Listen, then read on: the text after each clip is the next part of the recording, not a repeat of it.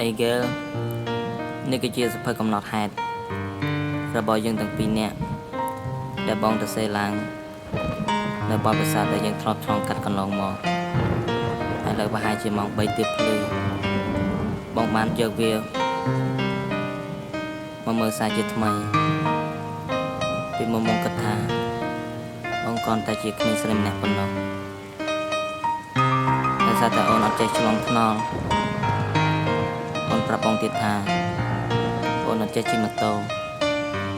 ហើយដូច្នេះហើយបងគិតថាបងគ្រាន់តែជាក្មេងស្រីម្នាក់ប៉ុណ្ណោះប៉ុន្តែនៅពេលនេះបងទើបតែដឹងថា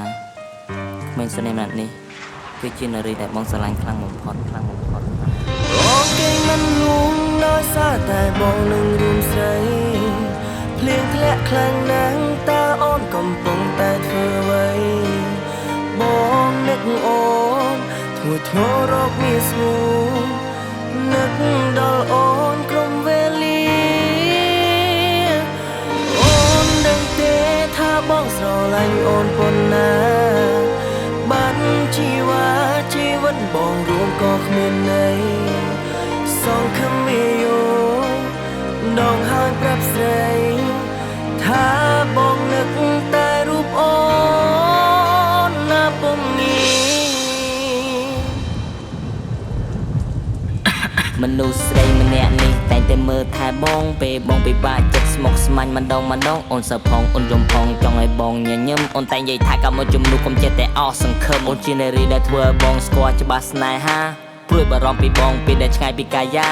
ពេលនេះទំនឹងថាក្តីស្នេហាមាននំឡៃសុំទោសពីមុនដែលបងខុសឆ្គងមិនសូវរវល់ពីស្រីពេលនេះវេលានេះបងសុំសន្យាលះបងគ្រប់យ៉ាងជប់ទំនុះសាវ៉ាជប់ធ្វើចារឹកបងស្អាតជប់ទៅញ៉ែស្រីឯណាយកវេលាបងទាំងអស់សាំងអនុសានឹងគ្នានៅតែគិតថាខ្លួនឯងនៅតែក្នុងក្តីស្រមៃពេលដែលអូនប្រាប់ទៅស្នេហ៍ដោយបងយល់សពទាំងថ្ងៃតែទោះបីជាយ៉ាងណាបងអរគុណដល់ពងាអរគុណដល់ព្រេងវាសនាយើងគឺជាសង្សារនឹងគ្នា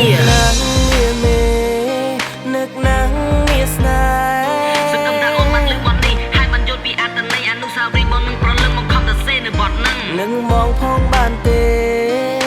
តើបានទេអតីតកាលបងព្រឹងយកអស់គុំតែផនអភិសេកយើងចាប់ដៃគ្នាសាំងសៃហាគុំតែខ្វងអ្នកដតីគេនិយាយអាក្រក់ពីអូនគូតែចង់ឲ្យយើងបែកគ្នាបងមិនខ្វល់ពីឯងប៉ុន្តែគេធ្វើឲ្យអូនវេទនាបងធានារក្សាអូនស្មើនឹងជីវិតបងជឿបងទៅយក my life យក my everything baby បងនិយាយឲ្យណាប្រលឹងស្នេហ៍ស្នងសង្ឃឹមថាអូននឹងយល់ចិត្តហើយស្រឡាញ់រូបបងមិនចង់បានវ័យក្រៅពីស្នេហាពិតហាត់តែលេខថា Mr. ពលិសស្រឡាញ់រូបអូនឲ្យមួយជីវិតសំឡេងរបស់លោកនេះបន្ទាប់ពីលើសំឡេងពីបងនឹងថាលើអង្គកំពុងកេងតែទោះបីជាយ៉ាងណាក៏ដោយបងចង់និយាយប្រាប់អូនថាបងកេងមិនលងដោយសារតែបងនឹករូបស្រី